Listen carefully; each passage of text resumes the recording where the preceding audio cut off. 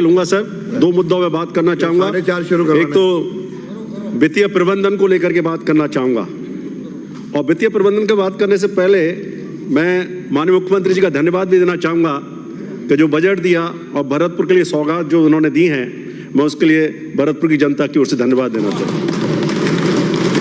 साथ ही मैं बजट का एक 10वां पॉइंट, आपने 10 संकल्प लिए थे सरकार ने, 10वें पॉइंट की बात करना चाहता हूं, गुड गवर्नेंस, जिसमें लिखा है परफॉर्म, रिफॉर्म एंड ट्रांसफॉर्म। अब इन तीनों चीजों के लिए दो चीजें बड़ी जरूरी हैं सर।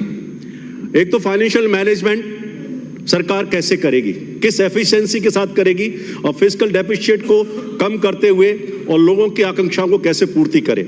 और दूसरा, जो गुड गवर्नेंस की जो बात कर रहे हैं, उसके लिए मकसद सरकार का क्या है, इसके ऊपर ध्यान दें। तो इसके लिए सबसे पहले तो मैं बताना चाहूंगा कि अगर कैग की रिपोर्ट को देखें सर, सीएजी की रिपोर्ट है, और मैंने पिछले 8-10 सालों की, 15 सालों की रिपोर्ट देखी है।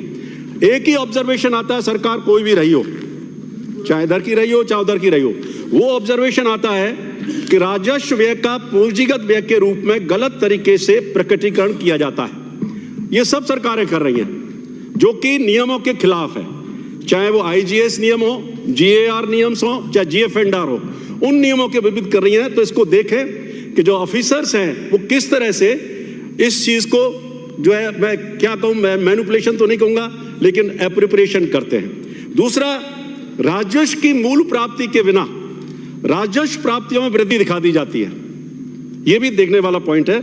और तीसरा, बिना बजट प्रावधानों के व्यय किया जाता है, पिछले कई 10-15 सालों से होता रहा है। और वो इसलिए, जो यूनुस जी कह रहे थे कि हम जो कॉर्पोरेशन जो बनाते चले जा रही है, हर सरकार, कोई भी सरकार आती है, वो अब आजकल बजाय स्टेट डिपार्टमेंट्स की जगह काम करने के कॉर्पोरेशंस बनाने में विश्वास रखते हैं। उसका कारण क्या है कि हमें ऋण मिल जाता है, और वो ऋण मिलने की वजह से वो काम हो जाते हैं। तो ये मैं कहना चाहूंगा, बहुत सारे सदस्यों ने कहा, और ये मान कर चलिए, कोई भी सरकार रहे, ऋण तो लेना ही पड़ेगा, बिना ऋण के कोई काम कर ही नहीं सकते।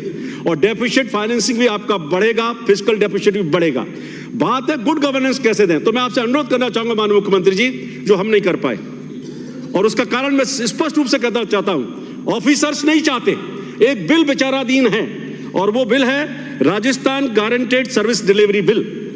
अगर आप उस बिल को ले आए, वो ड्राफ्ट तैयार हो गया था, पब्लिक डोमेन में डाल दिया गया था, खूब सुझाव आए थे लोगों के, चाहे सिविल सोसाइटीज के लोग हों, चाहे एनजीओज हों, किसानों के, उन सुझावों को पढ़ना।